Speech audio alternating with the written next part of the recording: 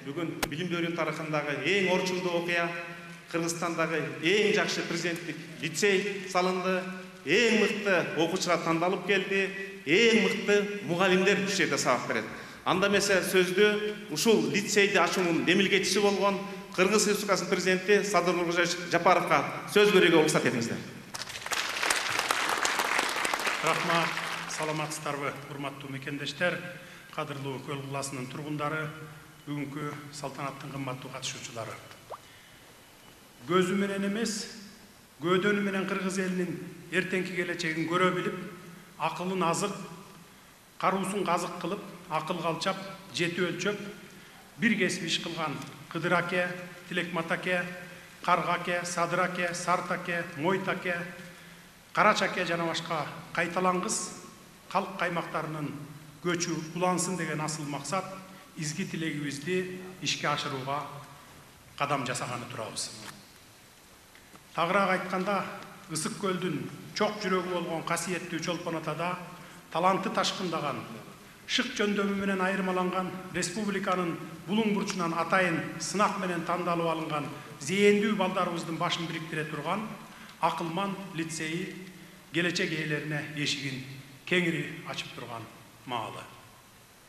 Билим берүү тармагындагы мына ушундай мыкты саамалык менен жалпы кыргызстандыктарды жана сиздерди чын жүрөгүмдөн куттуктайм. Ооба өлкөбүздө өзгөчө шыктуу балдар арбын. Кут бир келет, бакпасаң кетип калат, бак бир конот, үйлөсөң учуп калат, өчүп калат дегендей, учурунда Жусуп Баласагын бабабыз таамай белгилегендей, дал ошондой шык, талант, жөндөмдү бага билип, ага астейдил мамиле кылуу зарыл. Бүгүнкү күндө таланты, жөндөмү менен айырмаланган балдардын өзгөчөлүгүн өркүндөтүү маселеси илимде дагы өтө актуалдуу болуп турган учур. Мына ошондуктан өлкө аймагындагы мындай таланттуу балдарыбызга ар тараптуу колдоо көрсөтүү мамлекетибиздин негизги милдети, башкы саясаты катары саналат. Мамлекет камкордукка алып, атайын лицей уюштуруу менен мындай балдардын акыл ой чабыттарын ачуу, өзгөчө ыкмаларды колдонуу аркылуу андан ары өркүндөтүү, жалпы билим берүү тармагын эле эмес, өлкөбүздүн өнүгүшүнө, келечек муундун туура багытта тарбияланышына баа жеткис салым болот деп эсептейм. Өлкөбүздүн булуң бурчунда байкалбай жүргөн, катылып жаткан зээндүү балдарды таап, өзгөчө камкордукка алууну колго алсак, мамлекетибиздин жаркын келечеги камсыздалат деп айтсак дагы жарашат. Биз ар дайым балдар биздин келечегибиз деп айтып келебиз. Эми айтып эле тим болбой, Акылман лицейин түптөп, алдыга коюлган максатыбызды ишке ашыруу менен жалпы мектептерде ар бир окуучунун талантын ачууга, алардын катарынын көбөйүшүнө өбөлгө бололу деген ниетте турабыз. Бул максатта мектеп окуучулары арасында ар кандай кароо сынактарды, билимин аныктоочу олимпиадаларды системдүү түрдө уюштуруп туруу негизги иш-чарага айланышы зарыл. Ааламдашуу доорунда ар бир бала уникалдуу. Искусство айдыңында болобу, спорт жаатында болобу же билим берүү тармагында болобу, азыркы тил менен айтканда чыгармачыл, интеллектуалдык, академиялык шык жөндөмдүү балдарды ача билип, билим берүүнүн жаңыча жолуна түшүү мезгил талабы болуп турат. Акылман мектебине өткөн окуучулар күнүмдүк турмуштун башка иштери менен алагды болбой, кесипкөй мугалимдердин көзөмөлүндө лицейде күнү түнү бир багытты, бир максатты көздөп, ийне менен кудук казгандай билим алышат деген чоң үмүтүм бар. Кудай тилегибизди берип, Акылман лицейи ийгиликтүү иштеп баштаса, мындай билим уялары дагы да кулачын жаят. Акылман лицейинин ардактуу эмгек жамааты ааламдашуу доорунда билимдин, илимдин күчү барган сайын бааланып, жаңы табылгалар, жаңы ачылыштар менен коштолууда. Ага жараша улам кийинки муундун балдары дагы өзгөчө. Мындай шартта сиздерге аябагандай чоң милдет жүктөлүүдө. Өзгөчө ыкма, жаңыча мамиле менен бөтөнчө шыктуу балдардын жан дүйнөсүнө сүңгүп кирип, тарбия берип, терең билим берүү сиздердин колуңуздарда турат. Президенттик лицейдин ачылышы менен бүт республиканын көңүлү сиздердин мектепте, сиздердин иште, сиздер окуткан балдарда болот. Силер окуткан окуучулар бир лицейдин эмес, жалпы Кыргызстандын сыймыгы болушу керек. Андыктан күнү түнү изденип, өнүккөн өлкөлөрдүн тажрыйбасын иликтеп, конкреттүү натыйжа чыгарасыздар деген ойдомун. Ардактуу агайын туугандар, дүйнө агымына жараша Акылман лицейинде математика, физика, химия, биология предметтерине басым жасоо мерчемделүүдө. Сабактарды англис тилинде окутуудагы максатка ылайык деп турабыз. Ошону менен бирге бүгүнкү күндө тарбия маселеси дагы өзүнчө бир көйгөйгө айланып баратканын эске алып, бул билим уясында улуттук нарк насилге, таалим тарбияга чоң маани берилерин баса белгилеп кетейин. Мына ошондо дене боюна элибиздин нарк насилин сиңирген, интеллектуалдык, илимий жана чыгармачыл дарамети бар, өзгөчө зээндүү балдарды тарбиялоого жетишсек, биз Акылман лицейин ачуудагы максаттарыбызды Кыргызстанда интеллектуалдык жактан өнүккөн муунду калыптандырууну, өзгөчө шыктуу балдарды окутуунун жана тарбиялоонун бирдиктүү системасын ишке ашырган болобуз. Урматтуу мекендештер, мынакей саналуу күндөрдөн кийин биз үчүн эң кымбат саналган эгемендик майрамын белгилегени турабыз. Мен эгемендигибиздин пайдубалын дал ушул ата-бабаларыбыздын жолун улаган, нарк насилин туу туткан, заман агымына жараша жаңыча ой жүгүртө билген, акылы толук, билими жетик, мекенчил жаштарыбыз бекемдейт деп айтарым. Андыктан кызыл тасмасы кесилип жаткан билимдин даңгыр жолуна жаңыдан кадам шилтеген Акылман лицейинин арышы кенен болсун, өлкөбүздүн өнүгүүсү үчүн, жаркын келечек үчүн жан үрөп иштей турган эмгек жамаатынын аракеттерин ийгиликтер коштосун, жараткан жалгап, алдыга койгон асыл ой максаттарыбызга чогуу жетели. Ал эми бул лицейге мыктылардын мыктылары деп тандалып алынган өзгөчө шыктуу балдарга мен ак жол тилеймин. Жолуңуздар шыдыр, колдошуңуздар кызыр болсун дайым. Кызыр болсун.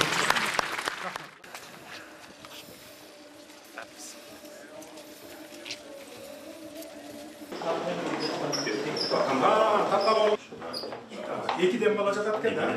Шкафтары. Бар өзүнүн шкафтары.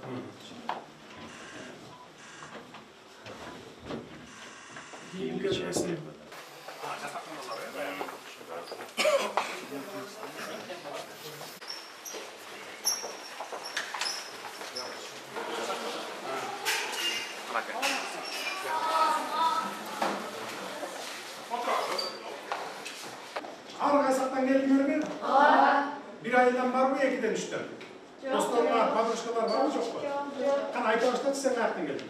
Мен Жалал Ата облусунун Базаркөл районунун Акман ауылунан келдим. Акмандан келдиң, Сен? Мен Ош облусунун Карасыр районунун Кадыршы айылынан келдим. Сизчи? Базаркөл облусунун Тоң районунун Ишберов районунан. Тоңго Ишберовдон, сизчи? Мен Чуй облусунун Бишкек шаарынын Сокуктан келдим. Сизчи? Чуй облусунун Сокул районунун Комсомол району. Сизчи? Ыстыккөл облусу Жетөбүский району Село Тамара. Сизчи? Ыстыккөл облусу Жетөбүский району Тосо району. Сизчи? Нарын облусунун Нарын районунун. Нарын экен. Нарын району дейсизби? Сизчи? Талас облусу Талас району Тамаса району. Сизчи? Жалал Ата облусу Базаркөл району Кызыл айыл. Жакшы. Бүт республика боюнча. Жети областын ар бирине проценттер Бир орунга 17 бала каймашты. Тең чыкты. Бул жерде мугалим, биология мугалими, экөөсү чет элдик, сабактар англис тилинде.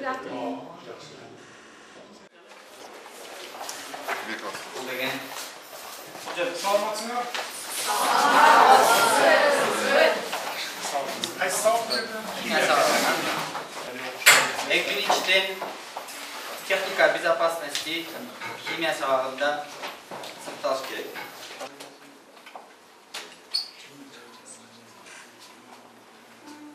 Ушинтип аябай көп чыккан кислородду ушинтип эметип алабыз, сактап алабыз. Birden көп кетет.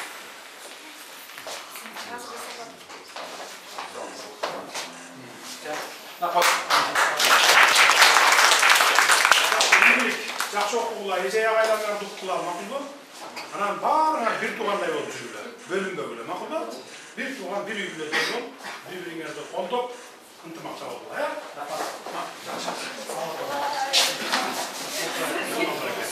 So when you come to the board, Афори Аризона университетінде қандайсыңар, жақсы ма? Жағалау мектеп?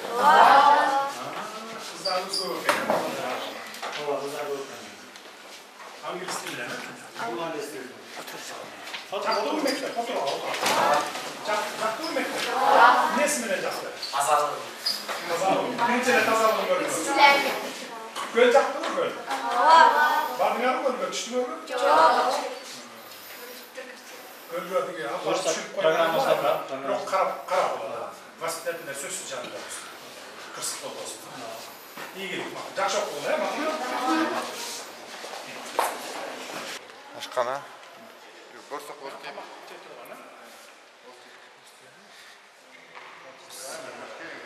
Поварлар şu постоянно işleyip duran puanlar mı? Cebine mi koyuyorlar? Постоянно. Daima iş olmasını alın gel. Kaç olmasınlar? 500.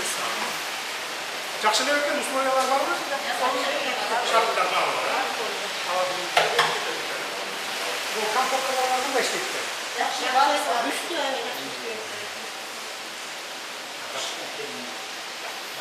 Таза қармалар. Таза регулер балаларды шалдарға тамақтар береді. İndi ayaqları таза қармалар, школалар пайда болып кетпесін. Санитар талаптары бар. Тегізді берекет дейді. Тегеректер дейді. Ката тәсіп түрелі, әзілене башқа бар. Ова, чөпсе, бірдекелерді айдап қошқа. Қарағайындар. Ол жерге шөп, спорт болшы. Саламатсыздар. Мұғалімдер екен да, 25 мұғалім болдыңар бұл? Азырынша қошымшадағы кружоктор болғанда дағы алабыз. Қандай тәртіпте таңдалып келдіңер? Конкурс негізінде келдік. Тәжірибеменен, стажменен. Bir үй-бүлөдөй кылып, bir туугандай кылып, бул силерден зависти, ал окуучулардан эмес. Ошондой кылып тарбиялағыла, bir туугансыңар, bir үй-бүлөдөсүңөр деген, bir нанды тең бөлүп жеп, bir абадан дем алып, bir сууну ичип аткандан кийин bir туугандай болуп калыш керек. Ошондой кылып тарбиялап өстүрүшүңөр. Максатыбыз эмне бул мектепти ачкан? Бул биз азыртадан баштап келечегибизге фундаментти бекем куялы деген максатта. Азыр мына 7-ci класты алсак, булар эмдиги жылы 8 болот, аркы жылы 9 болот, анан 10, 11, 12, 11-ci класты бүтүп чыгат. Ошондо анан ушинтип отуруп биз алдыда келе жаткан bir 15-20 жылдын ичинде биздин Кыргызстандын келечек тагдырын чече турган балдар, кыздарыбызды өстүрүп алышыбыз керек. Мына 30 жылдан бери көп көңүл бурулбай, чар жайыт болуп, дүйнөгө тарап кеттик да биз көрдүңөр.